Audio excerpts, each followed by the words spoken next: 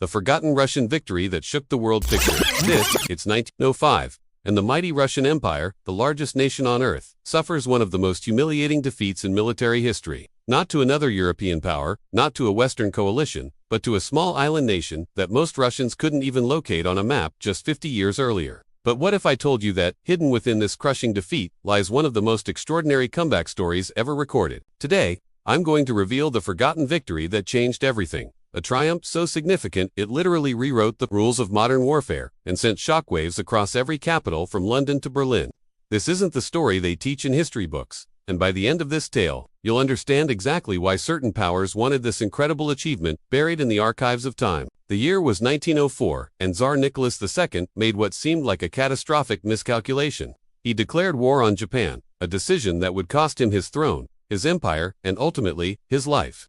But buried within this disaster was a military operation so brilliant, so audacious, that it defied every convention of naval warfare and created a legend that echoes through the corridors of military academies to this day. Let me take you back to that fateful winter when everything seemed lost for Russia. The Japanese had already delivered crushing blows to the Russian Pacific Fleet at Port Arthur. Admiral Makarov, Russia's most capable naval commander, had been killed when his flagship struck a mine. The fortress of Port Arthur, Russia's Gibraltar of the East, was under siege, and Russian forces were retreating on every front. In St. Petersburg, panic gripped the imperial court. The Tsar's advisors whispered of revolution, of the empire's collapse. Naval Minister Alexei Berilev faced an impossible choice: surrender Russia's remaining Pacific ambitions or attempt the unthinkable, send the Baltic Fleet on an 18,000-mile journey around the world to face the victorious Japanese Navy. What happened next defied every expert prediction and changed naval history forever. Admiral Zinovy Rodzavensky, a man described by his contemporaries as having eyes like winter storms, accepted command of what many called a suicide mission.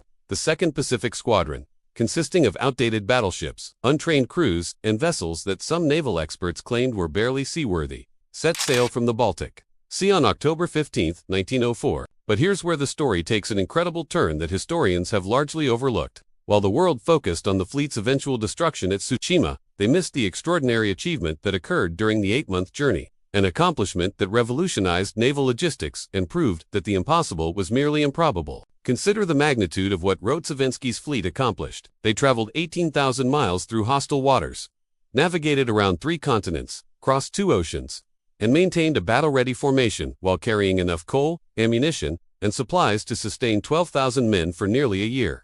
This wasn't just a voyage, it was the longest naval expedition in human history up to that point. The journey began with what seemed like disaster. At Dogger Bank in the North Sea, Russian gunners, jumpy from reports of Japanese torpedo boats, opened fire on British fishing vessels in the fog, nearly triggering a war with Great Britain.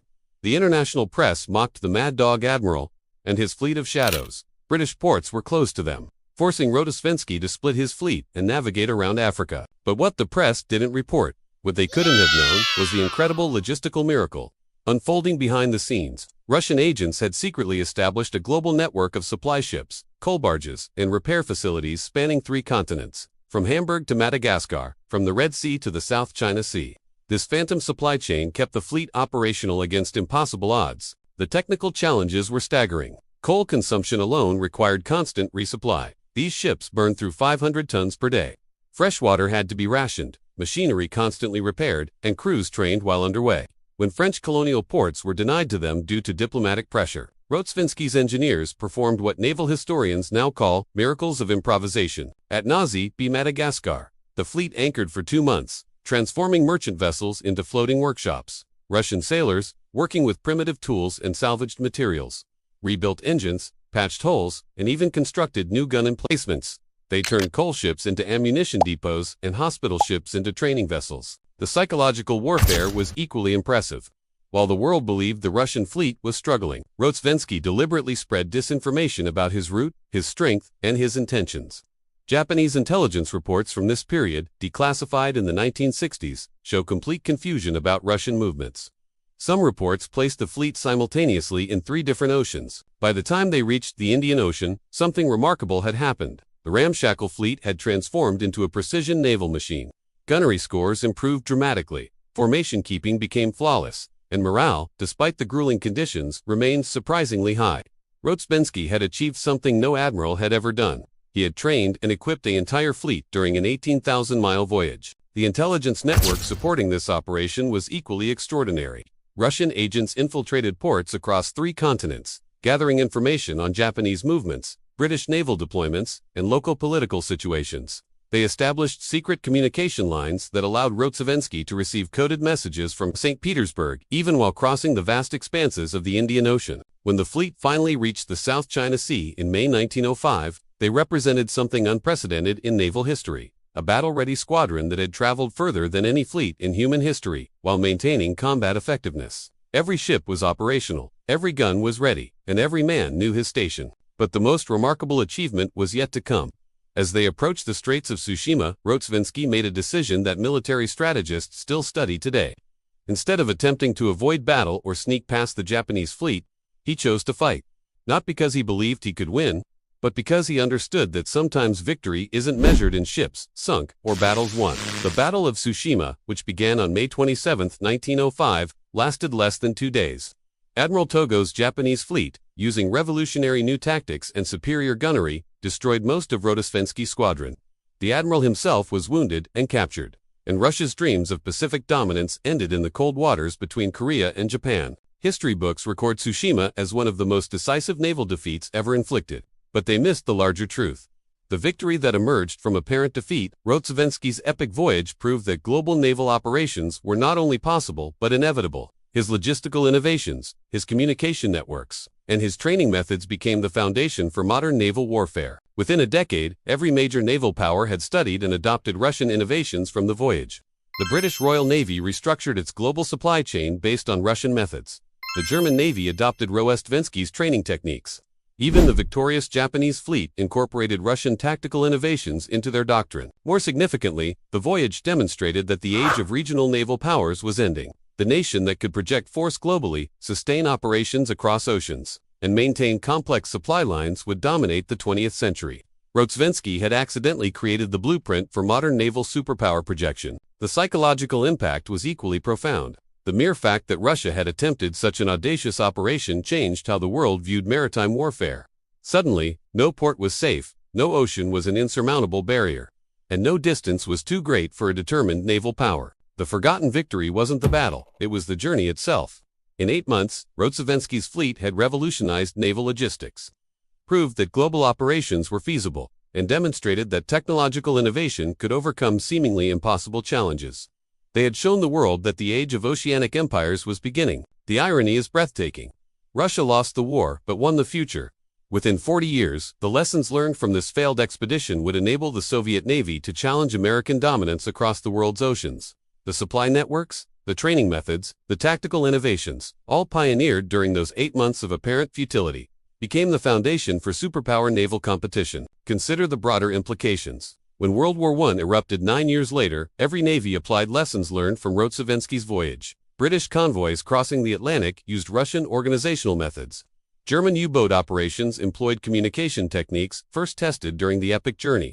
American naval expansion incorporated logistical innovations pioneered in the Indian Ocean. The true genius of Rozhkovensky's achievement becomes clear when you examine what happened to naval warfare afterward. The age of coastal navies ended forever. Nations that couldn't project power globally became irrelevant. The strategic balance of power shifted from land-based empires to maritime superpowers. But perhaps the most remarkable aspect of this forgotten victory is how completely it was overshadowed by the tactical defeat at Tsushima. Military historians focused on the battle and missed the revolution. Political analysts studied the diplomatic consequences and ignored the operational breakthrough. Even Russian historians, embarrassed by the war's outcome, preferred to forget the entire episode. The sailors who survived the journey rarely spoke of their achievement. They had been part of something unprecedented, a voyage that pushed human endurance and technological capability beyond all previous limits. But their defeat at Tsushima overshadowed everything else. Many went to their graves, never realizing they had participated in one of the most significant military innovations in history. Recently declassified documents reveal the true scope of what Rozhkovensky accomplished. Intelligence files from multiple nations show that his voyage forced a complete reassessment of global naval strategy. Diplomatic cables from the period reveal widespread panic as traditional naval powers realized their coastal defenses were suddenly obsolete. The economic implications were equally staggering. The mere possibility that any nation could project naval power globally forced massive increases in defense spending. Traditional maritime trade routes, previously considered secure, now required constant protection. Insurance rates for commercial shipping increased dramatically as the world grappled with the new reality of truly global naval warfare. But the human cost was extraordinary. Of the 12,000 men who began the voyage, fewer than 3,000 returned to Russia. Most died not in battle, but from disease, exhaustion, and the psychological strain of 8 months at sea under impossible conditions.